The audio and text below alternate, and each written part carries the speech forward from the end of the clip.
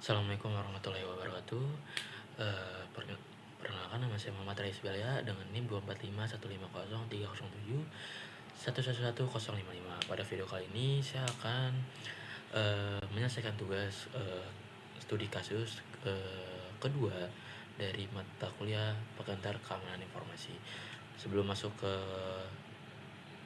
videonya, saya ingin eh, menjelaskan tugas saya apa saja. Jadi sini saya disuruh di file tugas ini ada 5 tugas 0 sampai 6 tugas 0 sampai 5.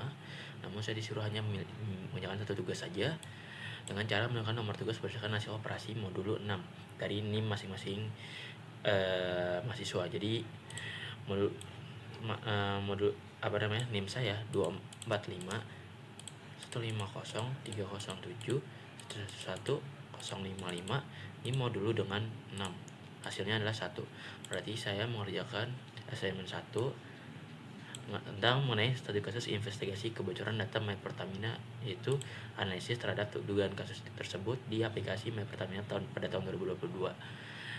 Jadi yang terjadi dijual di forum gelap. Terus tugasnya yaitu cari sumbernya, lalu jelaskan potensi dampaknya, identifikasi vektor serangan, dan rekomendasi terhadap pihak regulator.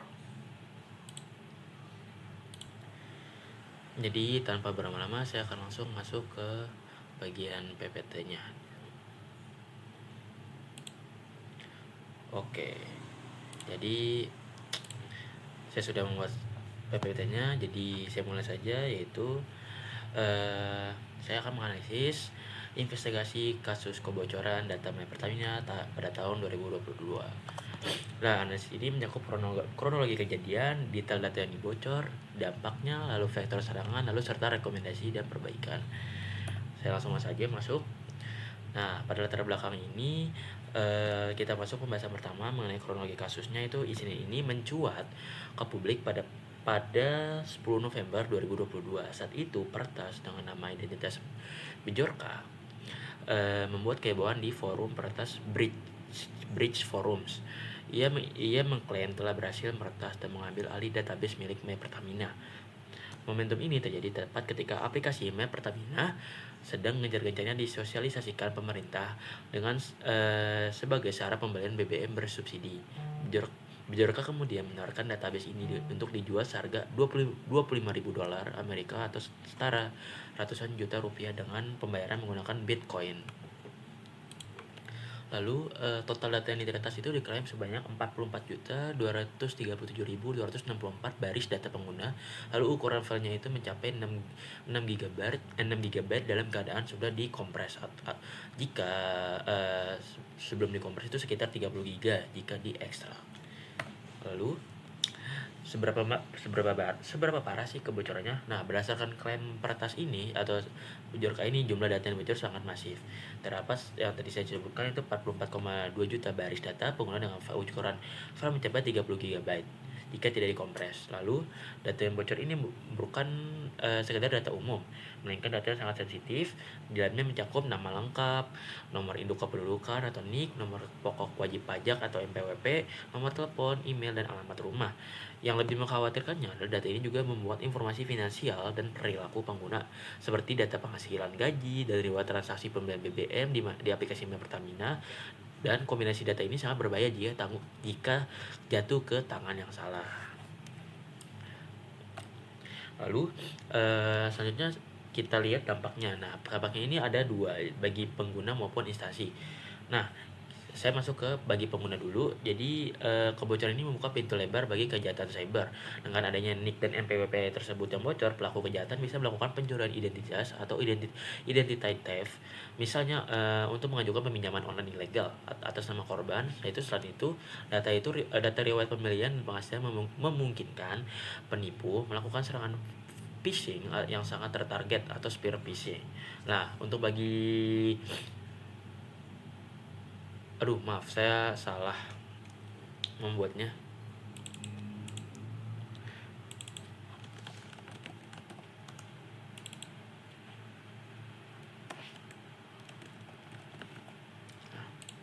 Mohon maaf, ada kesalahan di sini. Nah, saya ulangi, dampak bagi instansi ini dalam hal bagi pemerintah ini, dampaknya itu adalah rusaknya reputasi dan kepercayaan publik. Karena Pertamina itu sendiri kan punya pemerintah. Lalu masyarakat menjadi skeptis dan takut menggunakan aplikasi My Pertamina, yang pada akhirnya menghambat program transformasi digital yang sedang dijalankan oleh pemerintah.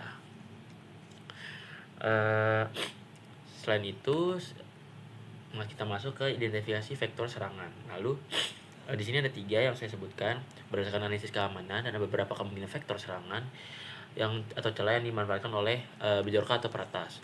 Pertama itu insecure API implementation. Kemungkinan besar terdapat celah pada application programming interface atau API yang tidak memiliki autentikasi kuat, sehingga peretas ini bisa menyedot data secara massal atau scraping tanpa terdeteksi sistem. Nah, yang menghubungkan ini aplikasi My Pertamina dengan server database. Jadi peretas ini jadi bisa langsung mengambil dari server database aplikasi My Pertamina. Lalu yang kedua itu lalu kelemahan seperti insecure direct object reference atau IDOR ini, atau kurangnya rate limiting, memungkinkan peretas melakukan scraping data secara massal tanpa terdeteksi. Lalu yang kedua ini ada insider threat atau human error. Nah, tidak menutup kemungkinan adanya kelalaian dari sisi internal. Misalnya kredensial admin yang bocor akibat serangan phishing ke pegawai, atau bahkan keterlibatan orang dalam. Lalu yang ketiga ada lemahnya enkripsi atau unencrypted sensitive data. Nah, jika data sensitif seperti NIK disimpan dalam format plain text atau teks biasa di database, maka saat server ditembus oleh peretas, data tersebut bisa langsung dibaca dan dicuri. Nah, saya langsung masuk ke rekomendasi mitigasi sebagai penutup dari analis saya. Oke, saya lanjut. Yang pertama saya membuat untuk developernya. Jadi untuk pengembang aplikasi atau developer wajib menerapkan enkripsi end-to-end dan memastikan data sensitif terenkripsi saat disimpan atau address. Selain itu, penetrasi testing atau uji penetrasi harus dilakukan secara rutin, bukan hanya saat aplikasi pertama kali rilis. Lalu untuk pemerintah atau regulator BSSN, sesuai Undang-Undang PDP atau regulator harus tegas memberi sanksi bagi instansi yang lalai menjaga data pengguna. Pemerintah juga perlu menetapkan standar keamanan yang ketat, seperti wajib memiliki sertifikasi keamanan seperti ISO 27001 bagi seluruh aplikasi yang melayani publik. Jadi dan juga audit independen transparansi membentuk badan pengawas independen yang berwenang mengaudit sistem keamanan PSE penyelenggara sistem elektronik lingkup publik secara rutin. Jadi kesimpulannya, kebocoran data My Pertamina ini menunjukkan bahwa transformasi digital ini tanpa diiringi fondasi keamanan cyber yang kuat akan menjadi bumerang bagi instansi dan masyarakat sendiri. Perlindungan data harus menjadi prioritas utama atau data protection by default, bukan sekedar fitur tambahan demi menjaga kedaulatan data warga negara. Demikian dari presentasi saya. Mohon maaf apabila ada kekurangan. Terima kasih atas pertanyaannya. Wassalamualaikum warahmatullahi wabarakatuh.